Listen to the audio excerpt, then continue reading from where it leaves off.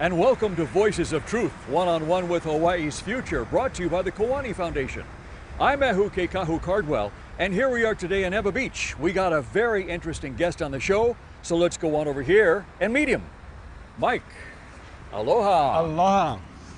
Nice to meet you. How are you? Very good. Mike Lee, yes? Yes, Michael Kumukauoha Lee, the kahu, keeper of the Li'iai Moku of the Royal Bones of Ewa, and we're here at Kulia Lions Club, the former Kulia Lions Club, to tell you the story of our family. Wow, that sounds really interesting. And what beach are we on right now? Right now we're at Hau Bush, which is the Oniula section of Pu'uloa, and we're here at the site of the former Lions Club, which was known as the Kulia Lions Club, that was utilized for our local people for many years. Okay, now I see on our right over here the beautiful Kai, the beautiful ocean. Yes. But on our left over here is all kinds of construction going on, which is kind of why we're here today, yes? Yes. Yes. So tell us why we're here. This is the construction of Haseko Ewa Inc. and their new road, their new Papipi Road for the park system, and the tragedy that it's causing for the residents here at Ewa and our local people and our cultural practitioners,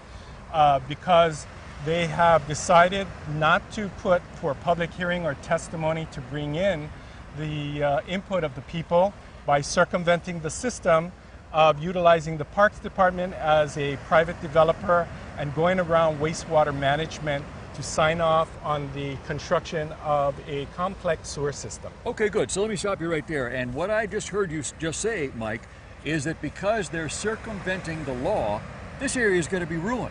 Correct. And one of the things that's very, very unique about this area that will be ruined is a royal burial cave right over here. Correct. That contains in it bones. Correct. Some of which are the bones of your ancestors, Correct. right? That is correct. Can you take us over there and show us this Sure. cave? Mike, how old is this cave we're about to see? This cave goes back over millennia.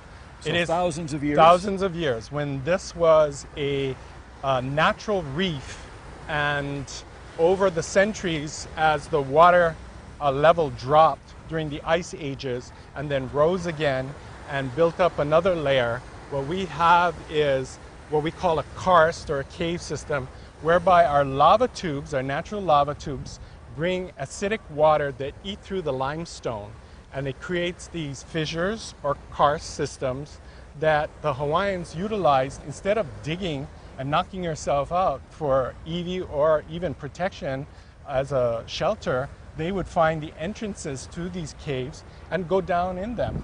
And they were protected from the elements or from war, or they could use it for the burial sites of our ancestors. So these caves were used for many different purposes Multiple by ancient purposes. Hawaiians. Correct. And what I heard you just say was Ice Age, which means these are not thousands of years old.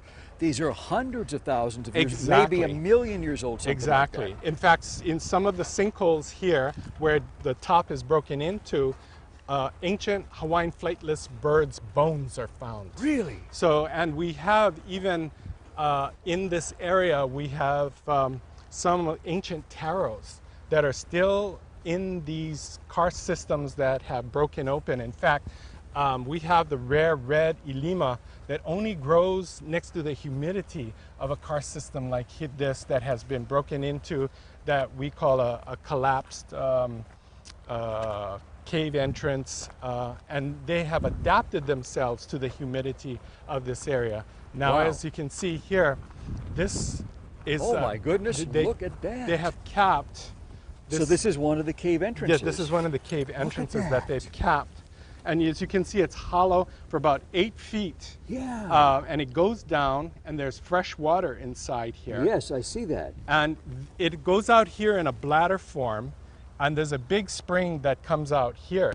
In fact, you can hear the echo, and you can see the light reflecting off the water there, that you know how deep it is. Oh, So- I can see my face and hear the echo. Yep. Oh, yes. A lot of these lava tube caves are huge, yeah? Huge. I mean, they're not just like 6 feet tall. They're way like 30, 40, 50, 100 feet tall, and they Correct. go for miles, Correct. even, I mean, literally to the middle of this island, yes? In fact, this cave system is part of a twin cave system that goes all the way out past Stryker in Lehui, Honouliuli, where the Schofield Barracks is, and goes all the way to Kukaniloko, where the Pico of the island is. That's the middle of the island. That's the middle of the island, and this underground is part of it. It's important to map these caves. So wait a minute. These have never been mapped They've before? never been mapped, and yet we have the technology seismically to send vibrations down and to see where the gaps and fissures are. And since that's part of our cultural practice, bringing in rich nutrient water to enhance the growth of algae, which we call limu in Hawaii, seaweed, limu, and we have at least 200 different varieties. And in this area in Of Ewa, seaweed? Of seaweed. Right here? Here. Wow. And the important part is this is known as the mother house of all limu. This area, actually, by vegetation reproduction, it gives all the other limu to Waianae and to Waikiki right over here. So that's why it's so important, not only for our medicinal practices, but for the regeneration of growth of seaweed that brings in shrimp, small fish, that brings in the larger fish as a cycle of a food chain. And it starts here. But what you're saying is it's so important and so vital and so primary to the entire ecosystem. Correct. Not only of what's in the ocean, Right. but what's on land. That is That correct. if that dies off, Right. the ecosystem begins to collapse. We call them kokua limu. They work together. We have one limu called Hulu Hulu Manawea that houses 14 different Hawaiian limus and nurses them in their growth stage, Isn't that in their interesting? development stage. These other limus that were brought from the Philippines and from the South Pacific that were brought here take over everything and try to kill everything. Wipe everything out. Wipe everything out. They don't my work goodness. together. Only our Hawaiian limu work together. If these limu get destroyed, it's like going in and shutting down all of the supermarkets on the island. That's correct. Or unplugging everybody's refrigerator. Because where are the fish going to come in to eat? It sounds to me like you got not one battle going on, but two battles going on here. One is the limu seaweed. That is correct. Protect that to make sure Yes. that doesn't die off. Right. And the other one is the burial caves. That is here, correct. That all this construction over here is threatening to overrun. Exactly. Wow. And what we have here is the drainage. You cannot have construction and housing without the proper drainage, and we've stopped them from taking that runoff water that has heavy metals in it from the cars and the oils and the sludge and dumping it directly into the ocean. Ouch. Yeah, because where we're going, we have moi that naturally come here that over a foot long that come to eat with their tails sticking up out of the water, eating the limu right out here, as well as sea turtles and monk seals. And if automobile car oil is in that, We also will have heavy metals in our invertebrates, and they'll go into the limu and it'll go into the fish. We and have then it goes into us. pregnant women swimming, children out here, Ay, ay, surfers, fishermen. So it's really important for us to really take a step back and say, wait, what are the best practices? When you were doing your genealogy, and all of a sudden you discovered, my goodness, not only is my family tied to this place, but they lived here for many years. Correct. Royal bloodline. Right. But then you stumbled upon these burial caves, right? Right. That And- must have blown your mind. Yeah, it was just incredible, and some of it was through my cultural practice called akaku. Now, akaku means standing vision. Now, what people don't understand in Hawaiian practice, in our religion, is we have something called ike, papa, lua. Ike is your mana'o or your knowledge. Papa is the land of two. Lua is two. The land of the living and the land of the spiritual realm. Wow. Ike, papa, lua. Then you have your akakua, standing vision that you see the past overlapped into the future so that now you know what's happening.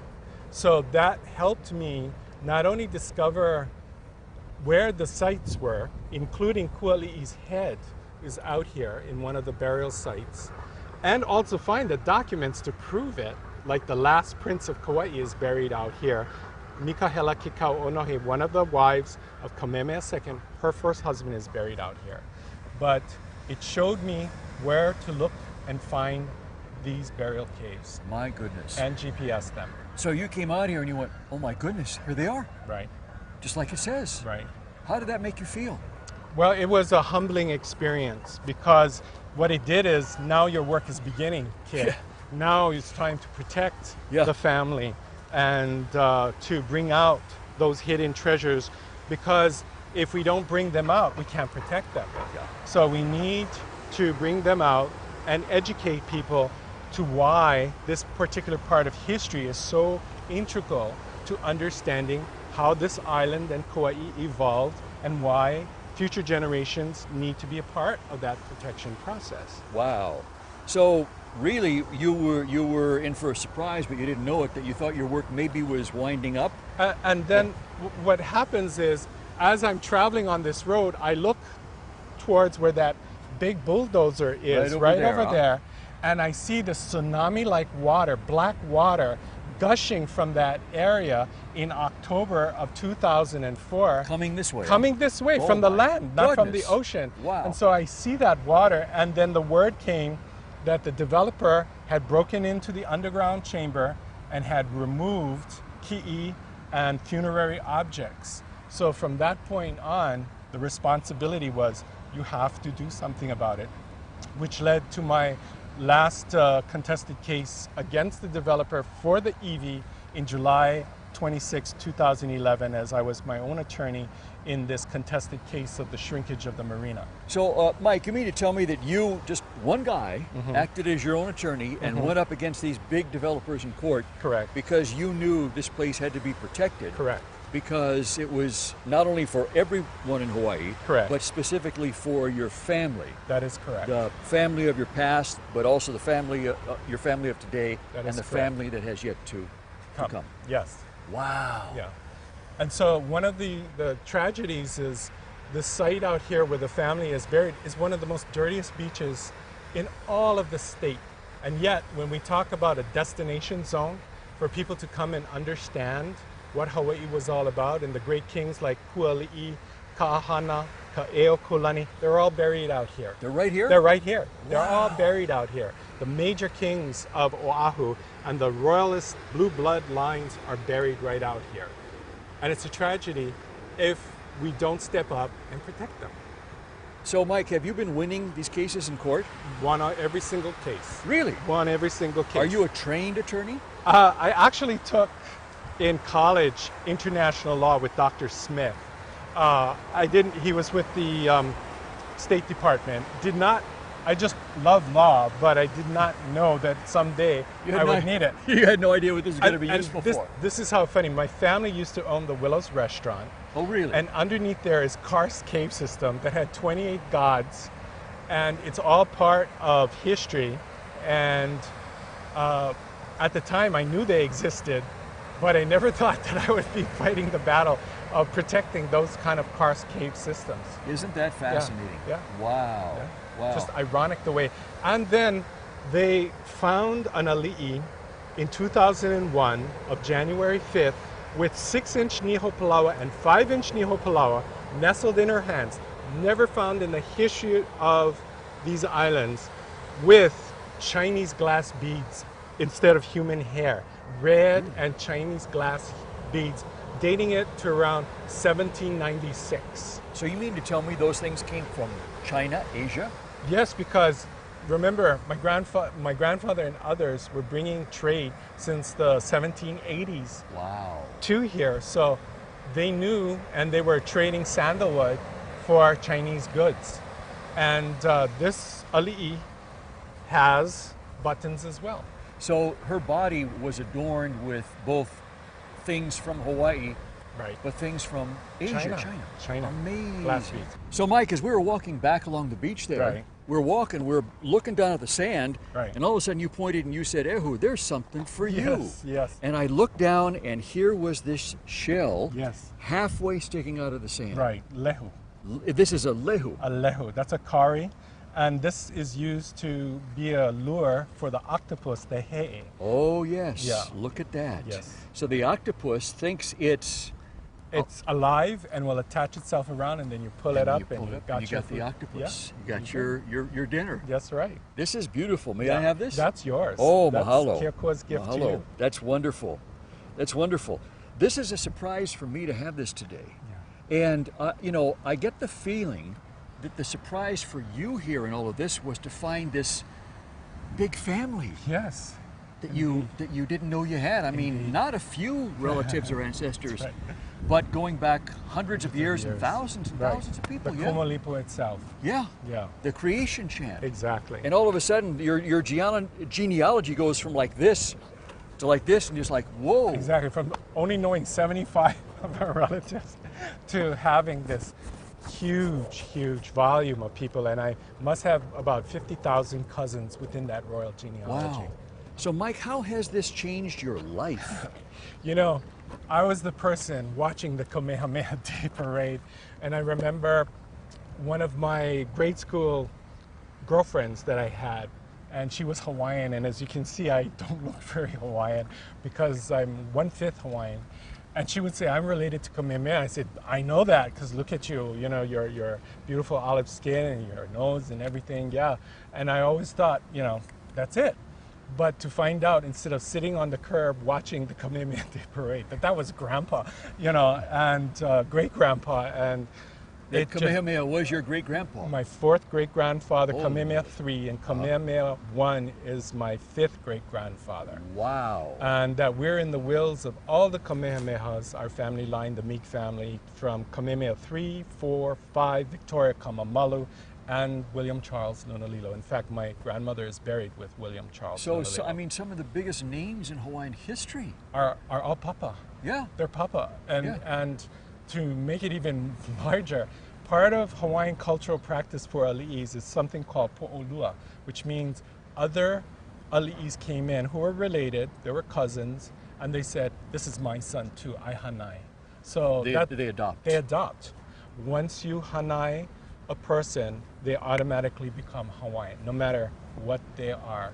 It's recognized in Ike Papalua in this world and in the next. Yeah. Yeah.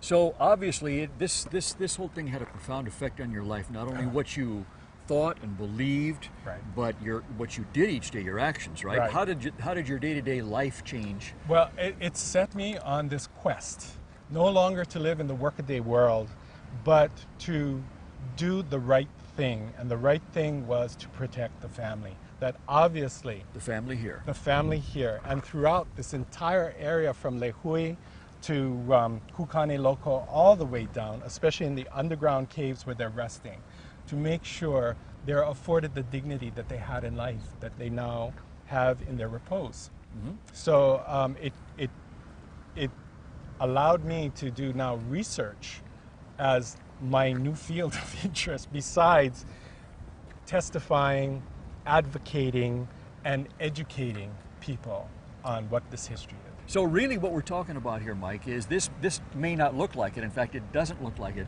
but this is a cemetery. This is an ancient cemetery. It is. And so for like our viewers, they wouldn't want where their ancestors, their relatives are buried in a cemetery, Right. bulldozers to come in and throw in a whole bunch of fill dirt, cover Right. the cemetery over. They wouldn't want construction companies to, you know, flood the cemetery with any kind of water, let alone dirty water. Right. They would be outraged at that. Exactly. And the same for you and people related to you for doing damage to this area. Exactly. So we're here to protect.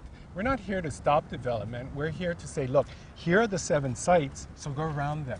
Plan around them. We're not putting up stop signs to progress or to jobs. And we've even said, as a famous Hawaiian man, Mr. Kekahuna, who mapped in Kauai all the sacred sites back in the 50s, this is not only for our people, but for the tourists that come here.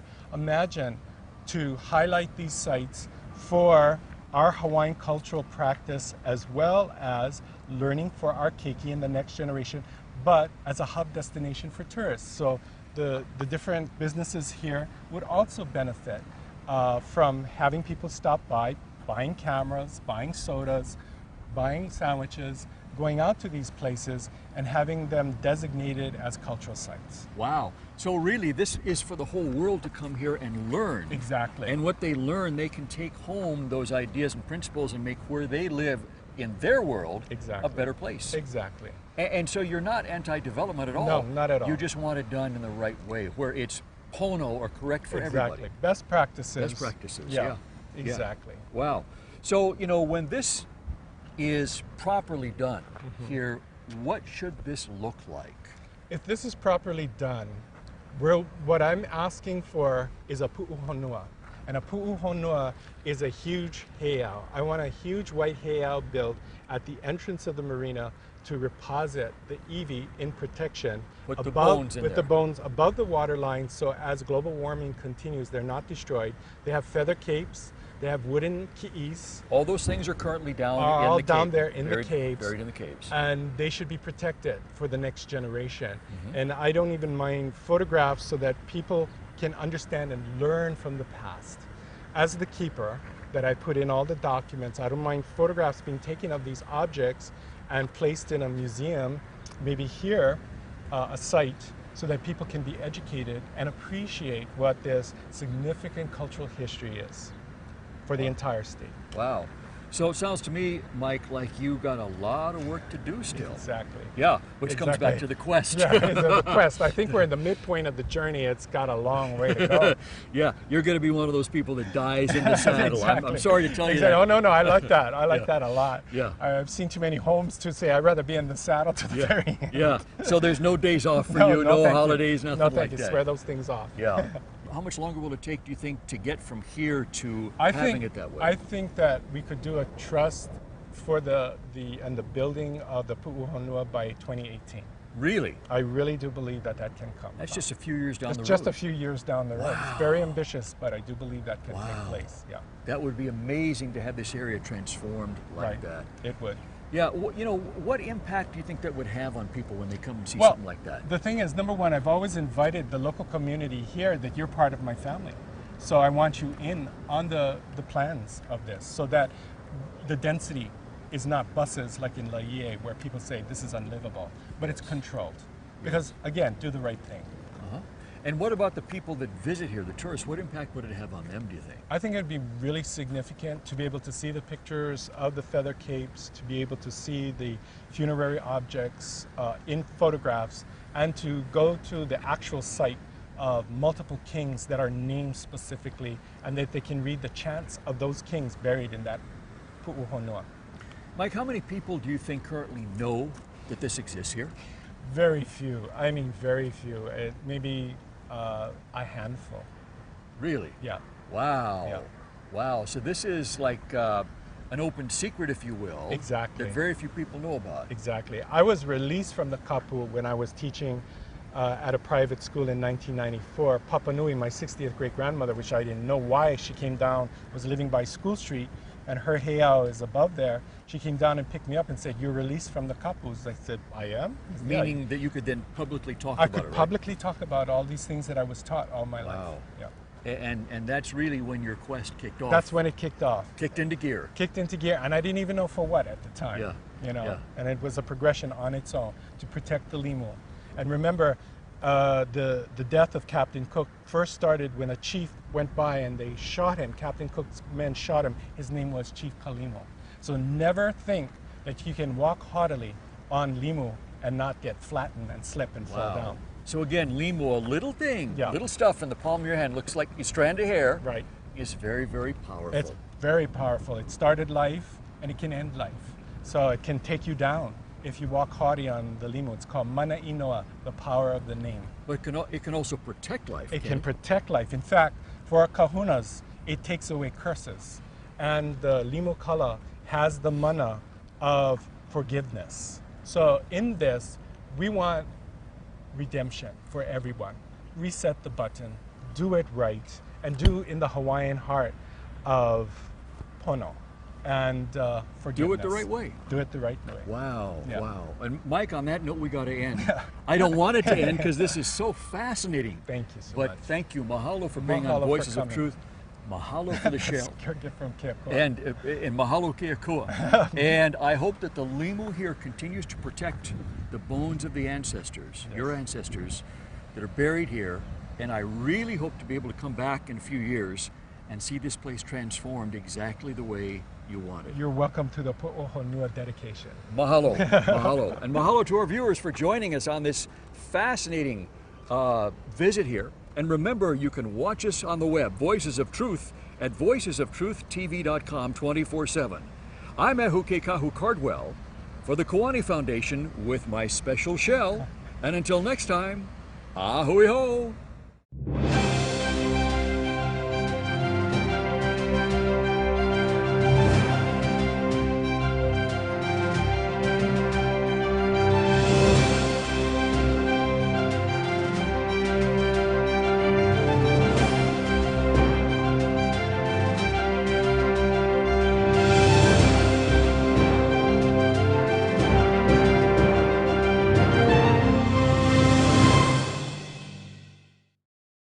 Mahalo for watching Voices of Truth one-on-one with Hawaii's Future. Watch us on the web 24/7 at voicesoftruthtv.com.